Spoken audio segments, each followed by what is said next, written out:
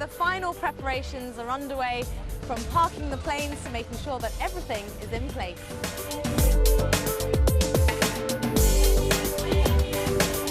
Boeing's latest aircraft, the 747-8, will be making its international debut.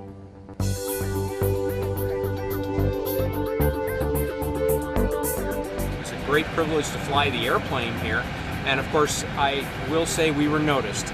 A lot of people on the radio, other airliners, noticed the 747-8 and welcomed us here.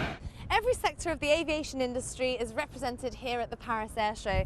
Military, commercial and private. But it's what's in this tent that has everyone talking.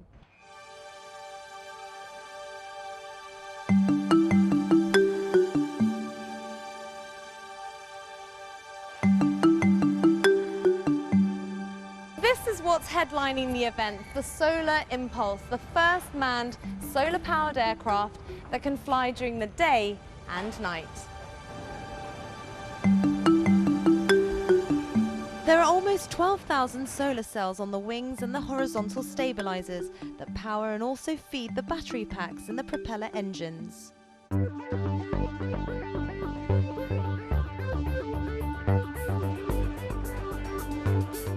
There are more than 140 aircraft here on display and around 2,000 exhibitors, with a record number of Chinese companies, which is a sign that China sees itself as a serious contender in the aviation industry.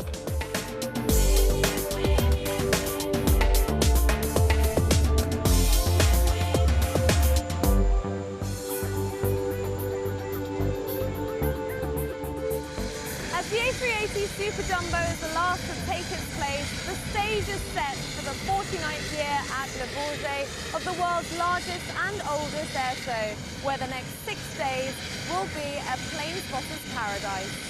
Aisha Dergahi, CNN, Paris.